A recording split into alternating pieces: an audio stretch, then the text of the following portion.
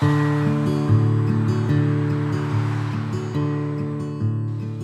you got to have something to start with in a community, and kind of hard to engage a community that doesn't want to be engaged. We're very lucky here because they're already very engaged, and they want more, and they want to be involved, and they want to help keep their community safe, and that's the first hurdle, right? When you can, there's got to be a want by the people to do it. That base is already here. You see it out there when you're driving around and people talk to you, and that's the refreshing thing when you talk to some of the officers that have just joined us in the past year or two, and they'll say, wow, what a difference of, say, working in a big city of Toronto where you just drive by and people sort of look at you. Whereas here, people wave to you, and kids on the street will wave to you, and you can stop and talk to them.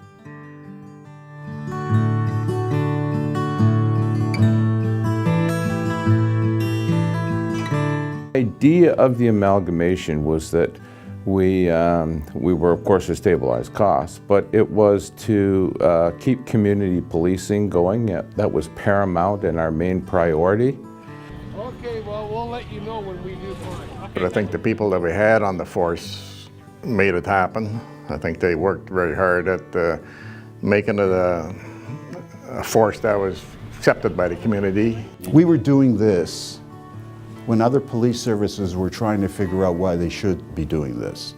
We had junior chief. Here we go, that's perfect. I saw it in Durham when I was an auxiliary. I brought it to Chief Harrison, and he says, you know what, sounds good, junior chief for a day. And it's still, we've been doing this 20 years.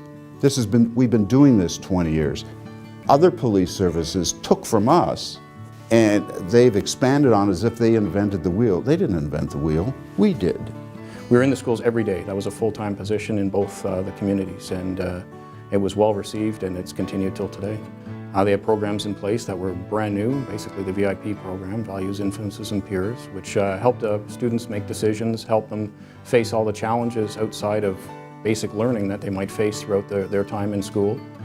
We also had programs of our own doing for almost every grade, whether it was just safety programs related to ice safety or bike safety or summertime, what to do over the summertime, and park safety.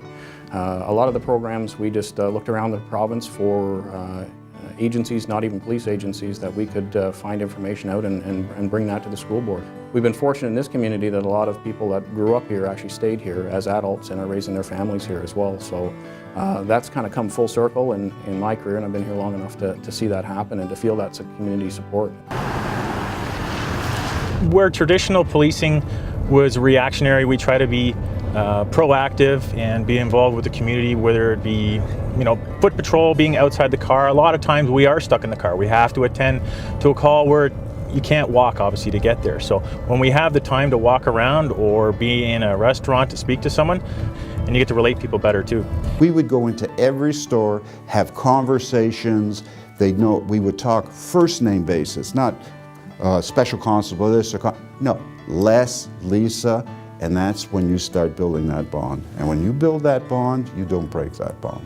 Yeah, the last few years that I was working, I participated in the toy drive, and we collected toys for kids in both Bradford and Innisfil. And then I had the opportunity to come up, or go up to Barrie and drop the toys off. And the people were so receptive and welcoming, and grateful that that was really heartwarming. The Community Mobilization and Engagement Unit, CMU as they call themselves, and it's modeled after what is Ontario's model for community policing, which is Ontario's mobilization and engagement model for community policing. So the name in itself is based after that mobilization strategy that the province has. And it's a new team for us. It's something new. We just started in January with 2 officers. We're going to add a couple more officers this year to it. They work a flexible shift at the needs of the community. So we've done a bit of analysis of our crime trends and some of the patterns of behavior, what I call social disorder trends. It's not always about crime, sometimes it's just about those disorders that are occurring in the community.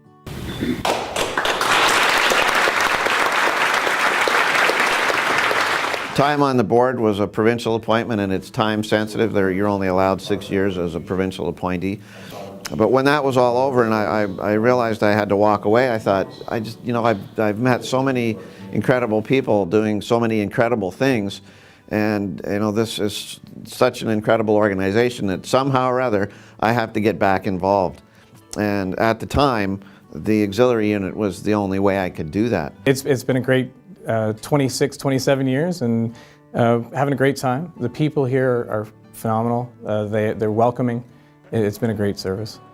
The chiefs that we've had over the 20 years of South Simcoe Police have allowed our auxiliary unit to actually participate and to give us powers to do the things that some auxiliary services in the province don't get to do. Auxiliaries for the South Simcoe Police going on ride-alongs, being an escort with the regular Corps officers right here.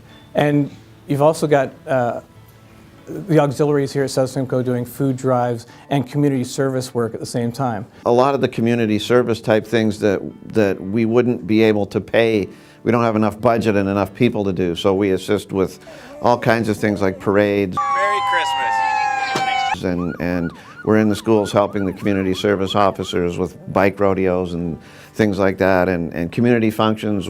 Our toy drive is one of my favorite things that we do. So once you do that, you really got to tug. The auxiliary unit here at South Simcoe are called upon occasionally to play the opposite side in the officers' training. So we've got officers who need their annual requalification training, and they need people to play the other side, the bad guys. Sometimes we get the auxiliaries playing bad guys and helping the Corps officers do their training.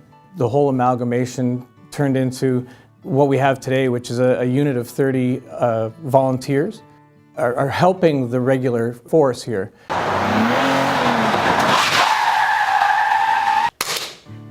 So the first one we had was pretty remarkable because, you know, I had throughout my policing career done community things, okay?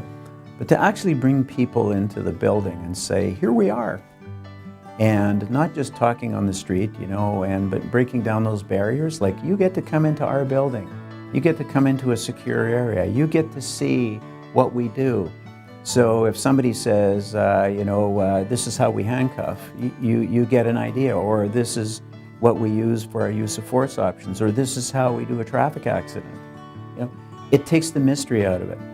We gained a lot by the Citizens Police Academy, the very first one. We brought a lot of people in, and now we have a Seniors Police Academy. And, you know, it starts at Sandy Cove and then in Bradford, you know, with the seniors home down there. And it's worked out really, really well. There you go.